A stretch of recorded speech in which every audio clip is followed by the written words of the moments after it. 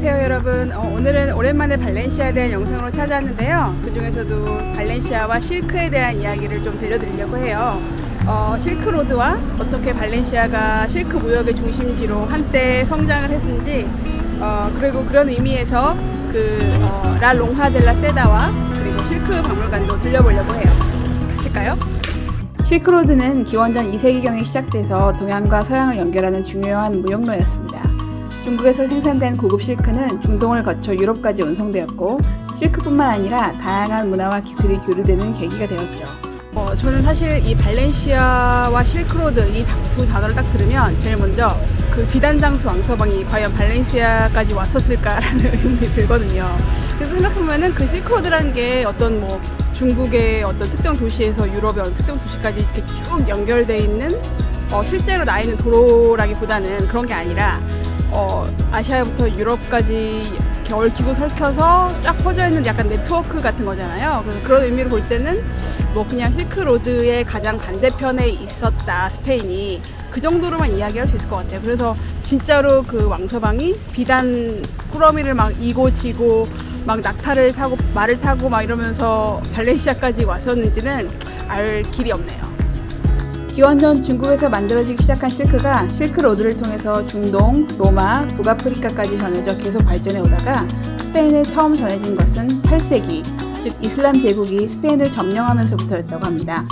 이 아랍인들은 이미 꽤 고급 제조 기술을 갖고 있었고, 이를 발렌시아를 비롯한 스페인 전역에 전해주었는데요. 이렇게 전해진 실크 재배와 직조 기술은 발렌시아의 기후와 지형에 적합하여 빠르게 확산되었고, 뽕나무 재배와 누에 사육이 활발해지면서 발렌시아는 고품질의 실크 원료를 확보할 수 있었다고 해요. 이는 지역 경제를 크게 활성화시키는 원동력이 되었습니다. 발렌시아의 실크 산업을 이야기할 때 빼놓을 수 없는 곳이 바로 이 라 롱하 델라 세다인데요. 15세기 말과 16세기 초에 지어진 이 고딕 양식의 건축물은 당시 실크 거래가 활발히 이루어졌던 장소입니다. 실크를 중심으로 한 발렌시아의 상업과 그리고 지중해 무역이 가장 전성기를 이루었던, 말하자면 발렌시아의 리즈 시절을 단적으로 보여주는 건물이라고 할 수 있겠습니다. 그래서 현재 유네스코 세계문화유산으로도 지정되어 있어요. 발렌시아에도 다른 역사 문화 유적지가 있잖아요. 근데 그 중에서도 유네스코 세계문화유산으로 지정된 곳은 여기가 딱 한 군데라고 하니까 좀 중요성을 짐작할 수 있으시려나요? 이 건물은 발렌시아의 부와 번영을 상징하며 당시 실크 무역의 중요성을 잘 보여주는데요. 건물의 정교한 조각과 웅장한 외관은 발렌시아의 당시 건축 기술을 잘 나타내고 있습니다. 8세기에 스페인에 실크가 들어온 이후 발렌시아가 실크 무역의 중심지로 성장하게 된 것은 그 후로 많은 시간이 지난 다음입니다.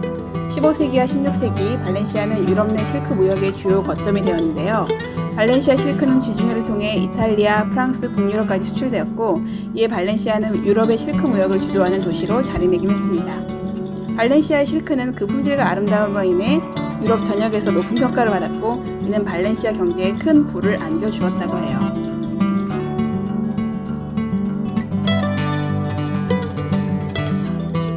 또 내부는 아름다운 기둥과 천장 장식으로 꾸며져 있으며, 여기에서 실크 상인들이 모여서 거래를 했다고 해요.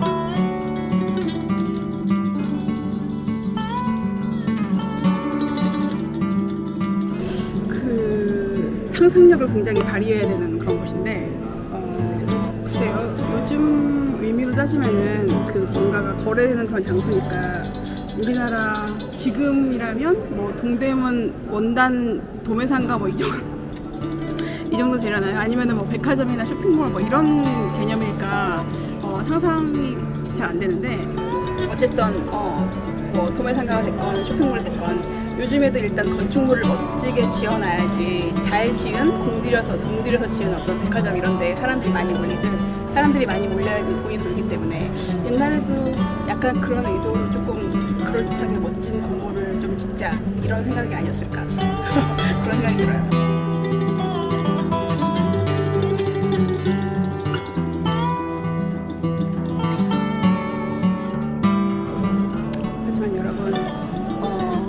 건물이고 뭐고 간에 저는 지금 스크류바가 너무 먹고 싶어요.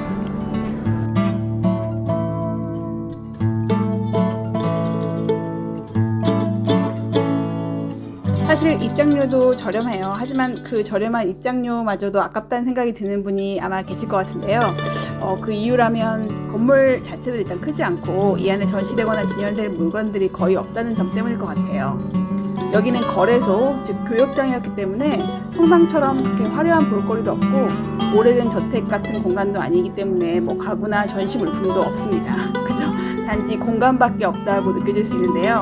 그렇기 때문에 더더욱 이런 역사적인 배경을 조금이나마 알고 가시거나 아마 오디오 가이드를 들으시면 조금이나마 본전 생각이 덜 하실 것 같아요.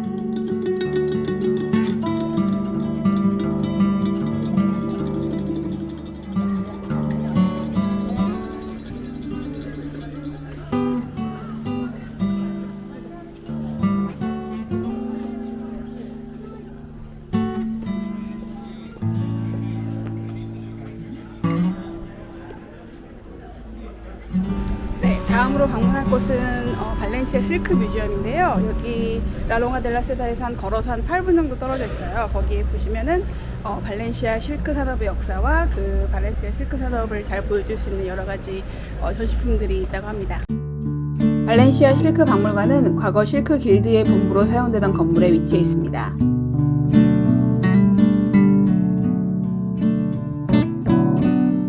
박물관에서는 실크가 스페인과 발렌시아에 들어온 시대의 상황과 실크 직조 과정, 염색 방법 등의 정보와 패턴을 찍어내던 틀, 그리고 당시의 여러 실크 제품들의 디자인 등 자료를 볼 수 있고요.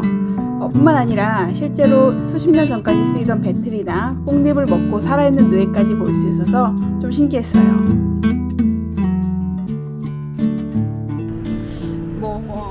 이제 최근에 19세기, 20세기가 아니라 20세기에 들어서 이제 합성 섬유도 많이 생산이 되고 대중화되고, 그리고 면이나 이런 다른 섬유에 비해서 그 실크에 대한 수요가 옛날에 비해서 되게 줄어든 것 같거든요. 이제 실용성이 좀 떨어지고 그래서 요즘에 좀 고급 의류에만 조금 사용되고 있는 그런 느낌인데, 특히나 전 세계적으로 실크 산업의 중심지가 어디냐를 봤을 때 발렌시아가 거의 500년 전에 누렸던 그런 명성에 비하면 정말 요즘에는 아무것도 아닐 것 같거든요.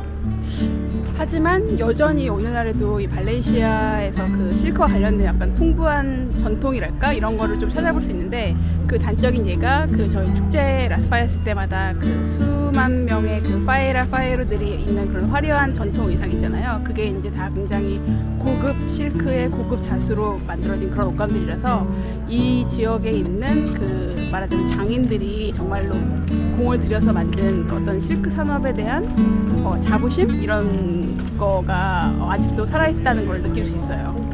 현대의 발렌시아에서는 전통적인 방식과 현대 기술을 결합해서 고품질의 실크 제품을 생산하고 있고요. 현대에 세계적으로 가장 많은 수요가 있는 것은 아니지만 지역 경제에 있어 중요한 부분을 차지하는 것은 분명합니다. 적어도 스페인이나 유럽 내에서 이러한 제품들은 여전히 높은 평가를 받고 있고요. 전 세계 실크 애호가들에게 중요한 도시로 남아 있습니다. 네, 오늘 이렇게 발렌시아와 실크에 대한 이야기를 조금 들려드렸는데요. 어떠셨나요? 언젠가 한번 저희 그 발렌시아 축제에 와서 그 파에라들이 입은 그 화려한 드레스를 보거나 아니면은 여기 놀러 오셨을 때 관광지 중에 하나인 라롱아 델라 세다를 방문하시면 조금이나마 도움이 됐으면 좋겠습니다. 그러면 다음에 또 흥미로운 스페인 영상으로 찾아뵐게요. 오늘도 영상 시청해주셔서 감사합니다. Hasta luego.